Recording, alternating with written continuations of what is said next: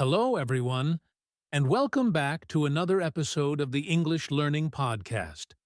I'm your host, Jason, and today we have an exciting topic that I think will really help you understand your own English journey. Hi, everyone. I'm Julia, your co-host. We're so happy to have you here with us. In today's episode, we're going to talk about a very important question. What is your English level? Yes, exactly.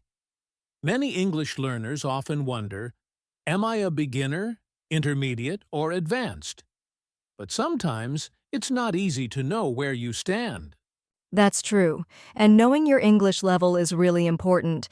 It helps you set the right goals, choose the best learning materials, and also measure your progress. Right. If you know your level, you can focus on what you need most. For example, if you're a beginner, you'll focus on building basic vocabulary and simple grammar. If you're advanced, you'll focus more on fluency and expression.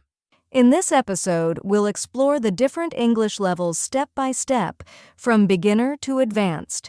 We'll also share examples, tips, and even a quick routine you can use every day to keep improving. So, stay with us until the end. You might even discover what your own English level is today. That's exciting. Okay, let's get started. First, let's answer the question, what does English level really mean? So, Julia, let's start with a simple question. What does English level actually mean? Good question, Jason. An English level is basically a way to describe how well someone can use the language. It's about what you can do in listening, speaking, reading, and writing. Exactly. It's not only about grammar or vocabulary, but how you use English in real life. For example, can you introduce yourself? Can you order food in a restaurant? Can you explain your opinion in detail? Those abilities show your level. Right? And it's helpful because when you know your level, you can find the right materials. For example, a beginner might start with simple dialogues, while an advanced learner might read newspapers or watch movies without subtitles. That makes sense. So, basically, your level tells you what kind of English you can use comfortably.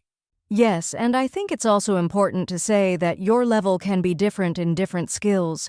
For example, you might be good at listening, but speaking is harder, or maybe your reading is strong, but writing is still a challenge. I love that point. Listeners, think about yourself. Maybe you can understand a lot when you watch English videos, but speaking feels difficult. That doesn't mean you're stuck. It just means each skill can be at a slightly different level. Exactly. So when we say your English level, we're really talking about your overall ability to use the language in everyday life. And that's what we'll explore in today's episode. Beginner, intermediate, and advanced levels, and how to know where you fit. Perfect. And to make it clear for everyone, let's now look at the most common way English levels are explained around the world. Now that we know what English level means, let's talk about the most common system used around the world. It's called the CEFR, which stands for Common European Framework of Reference for Languages. That sounds a little complicated, but don't worry. The CEFR is just a way to describe your English level using 6 main categories: a 1, a 2, B1, B2, C1, and C2. Exactly. Think of them as steps on a ladder. The A levels are beginners, the B levels are intermediate, and the C levels are advanced. Let's give some simple examples so our listeners can understand. If you're at A1, you can do very basic things, like introduce yourself, say hello, or ask simple questions such as, "Where is the bus station?" Yes, and at A2, you can talk about familiar topics, like your family, your daily routine, or ordering food at a restaurant. You can communicate, but still in a simple way. Moving up to B1, this is where learners can talk about more topics like hobbies, travel, or even share simple opinions. You can manage conversations, but sometimes with mistakes. At B2, You are more independent. You can understand most conversations, join discussions, and even watch movies or read articles without too much difficulty. Then we have C1, which means Advanced English. At this level, you can express complex ideas, join academic or professional discussions, and speak almost fluently. And finally, C2 is the highest level. That's like being almost a native speaker. You can understand almost everything, even jokes, idioms, or very deep conversations. So to summarize, A1 and A2 equals beginner B1 and B2 equals intermediate C1 and C2 equals advanced. Exactly. And listeners, as you hear us describe these levels, try to imagine where you fit. Do you feel more comfortable with beginner skills, intermediate, or advanced? Yes, this will help you follow along in the next sections, where we'll break down each level with examples from daily life. All right, let's start with the beginner levels, A1 and A2. These are the first steps when you begin learning English. Yes, at A1, you can use very simple words and phrases.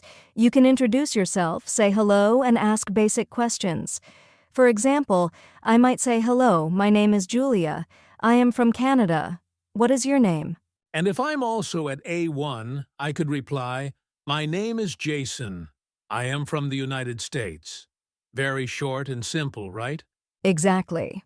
At this level, learners can also talk about numbers, colors, days of the week, and basic needs like, "I want water," or "Where is the bathroom?" Now, at A2, learners can do a little more. They can talk about daily life, like their family, work, or hobbies. For example, Julia, why don't we role-play a short A2 conversation? Sure, I'll start. What do you usually do on weekends, Jason? On weekends, I play football with my friends. Sometimes I watch movies. What about you? I usually go shopping or meet my family. I also like cooking at home. See? That's A2. Still simple, but a bit longer sentences. And you can share small details. Right. But beginners at A1 and A2 often make mistakes, and that's okay. The goal is to communicate basic ideas, not to be perfect. Absolutely. So, if you're listening and you can do these simple things, introduce yourself, ask about someone's family, or talk about your weekend, you're probably at the beginner level. And remember, being a beginner is not a bad thing. It's the starting point for everyone. We all begin somewhere, and moving from A1 to A2 is already big progress. Well said. Now that we understand beginners, let's move up and see what the intermediate levels, B1 and B2, look like. Now let's move to the intermediate levels, B1 and B2. This is where many English learners are, and it's an exciting stage. Yes, at B1, learners can handle most everyday conversations.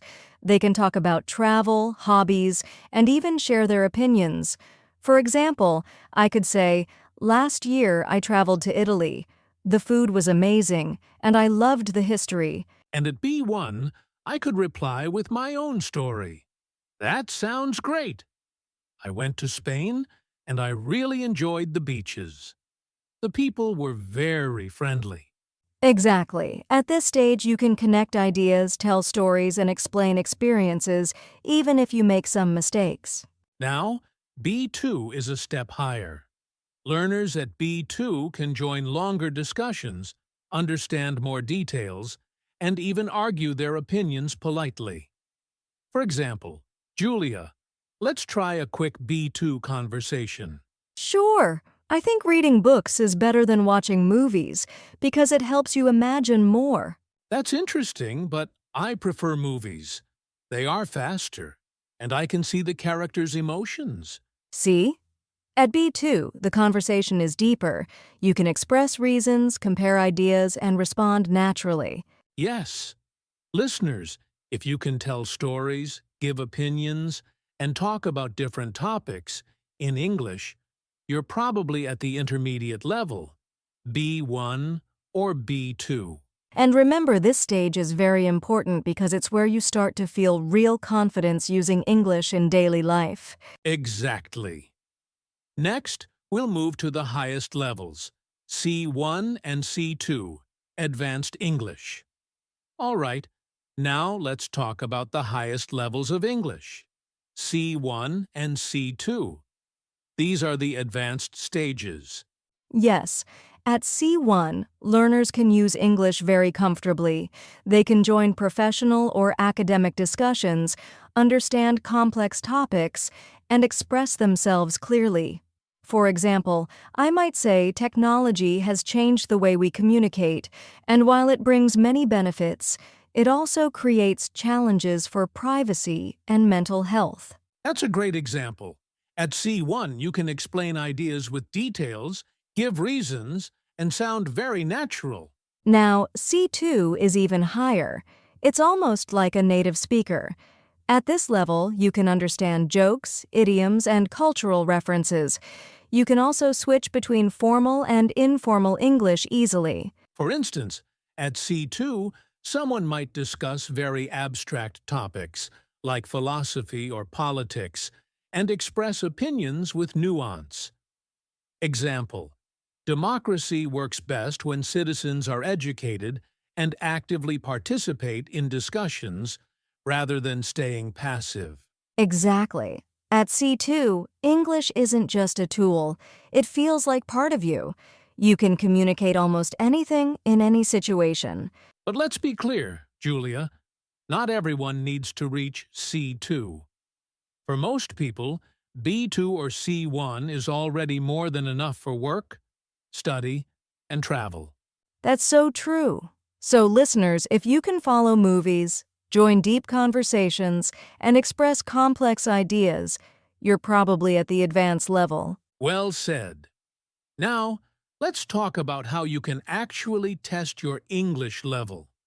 So, Julia, now that we've explained all the levels, the big question is, how can someone actually test their English level? Good question. There are a few ways. The most formal way is through international exams like IELTS, TOEFL, or Cambridge English tests. These exams give you an official certificate and a clear level. Right. But of course, not everyone wants to take a big exam. There are also many free online placement tests where you answer questions, and they estimate your level. Yes, and another simple way is to test yourself in real life. For example, try watching a short English video without subtitles. If you understand most of it, you might be at an intermediate or advanced level. If it feels very difficult, maybe you're at beginner or lower intermediate. That's a smart idea. You can also check by speaking. For example, can you introduce yourself easily? Can you explain your opinion about a topic? If yes, you're probably higher than beginner. Exactly. Testing doesn't always mean a formal exam. You can test yourself every day by noticing what you can do comfortably in English. Well said. And in the next part, we'll give some daily life examples that will help you identify your level even more clearly. Okay, Julia, let's give our listeners some real-life situations to help them figure out their level. Great idea. Let's start with a simple example, ordering food in a restaurant. If you can only say, "Chicken, please," or "I want water," that's probably A1. If you can say, "I'd like a chicken sandwich with no onions, please," that's closer to A2 or B1. Exactly. Here's another one. Talking about your weekend. If you can only say, "I play football," you're closer to beginner. But if you can say, "On Saturday, I played football with my friends, and then we watched a movie together," that's B1 or B2. Yes, and here's one more, discussing a serious topic. If you can say, "I like books," that's beginner. If you can say, "I prefer books over movies because reading helps me imagine and learn more," that's intermediate. But if you can say, books allow me to develop critical thinking, and I believe they provide a deeper understanding compared to visual media, that's advanced. Perfect examples. So, listeners, think about how you speak in these situations. The way you express yourself can give you a good idea of your English level. Exactly. And remember, it's not about being perfect. It's about noticing what you can already do and what you still need to practice. Well said. Now, let's talk about some common mistakes people make when judging their level. Now, Julia, many learners try to guess their level, but sometimes they make mistakes. Let's talk about that. Yes, one common mistake is being too hard on yourself. Many learners think, oh, I'm still a beginner, even when they can already have long conversations. They underestimate their ability. That's true. On the other side, some learners think they're advanced just because they know a lot of words. But being advanced is not just vocabulary. It's also fluency, accuracy, and how well you communicate in different situations. Exactly. Another mistake is comparing yourself too much with other learners.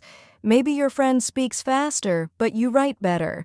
Everyone has different strengths, so comparing can be misleading. I love that point. Listeners, instead of comparing with others, compare with your past self. Ask, am I better today than I was 6 months ago? That's the best way to see real progress. Yes, and one more mistake is focusing only on grammar tests. You might score high on grammar, but if you can't speak confidently, your level may not be as high as you think. Exactly. So the key is balance. Look at all your skills, listening, speaking, reading, and writing, when judging your level. Perfect. Now that we've talked about mistakes, let's move to something more positive. How to move up to the next level. So, Julia, we've helped listeners identify their English level.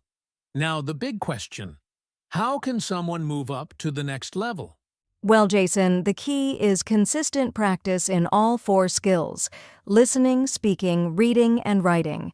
For example, listening to podcasts or watching videos in English helps your comprehension. And speaking regularly is important too. Even short daily conversations like talking to a friend or practicing in front of a mirror can make a huge difference. Reading is another great way. Start with short articles or books suited to your level. This helps with vocabulary, grammar, and understanding sentence structure. And finally, writing. Even simple sentences in a journal or chatting in English online can improve your skills. The key is to use English every day, even a little bit. That's right. And don't forget patience. Moving up takes time, but small steps every day add up to big progress. Exactly. And in the next part, we'll share a quick daily routine that listeners can use to practice and improve their level. All right, Julia, let's give our listeners a simple daily routine to check and improve their English level. Sure, here's a quick plan.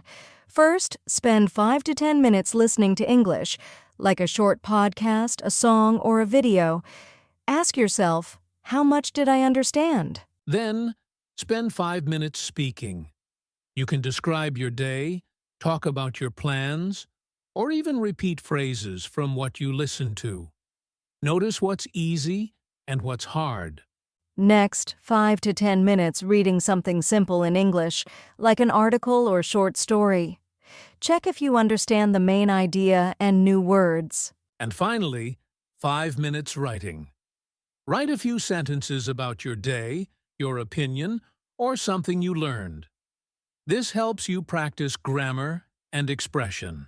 That's it. Just 20 to 30 minutes every day can help you see your level clearly and improve step by step. Simple, short, and very effective. And now, let's wrap up with our key takeaways from today's episode. So, Julia, let's wrap up today's episode with some key takeaways for our listeners. Absolutely, Jason. First, knowing your English level is very important. It helps you choose the right learning materials, set realistic goals, and measure your progress. Second, remember that levels are flexible. Your speaking, listening, reading, and writing skills may be different, and that's okay. Focus on improving all areas gradually. Third, avoid common mistakes. Don't be too hard on yourself, don't compare with others, and remember that knowing a lot of words doesn't automatically make you advanced. And finally, the best way to move up is consistent daily practice. Listen, speak, read, and write every day, even a little bit, and you'll see improvement over time. Exactly. So whether you're a beginner, intermediate, or advanced learner, there's always a way to grow and improve your English. That's right. Keep learning, keep practicing, and most importantly, enjoy the journey.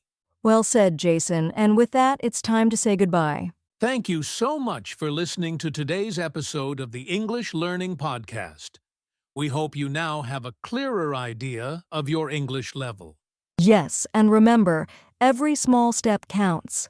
Keep practicing and don't be afraid to make mistakes. They are part of learning. If you enjoyed this episode, don't forget to subscribe to our channel, share it with your friends, and leave a comment telling us what your English level is. That's right. We love hearing from you, and stay tuned for more tips, examples, and practical advice to improve your English every day. Thanks again, and we'll see you in the next episode.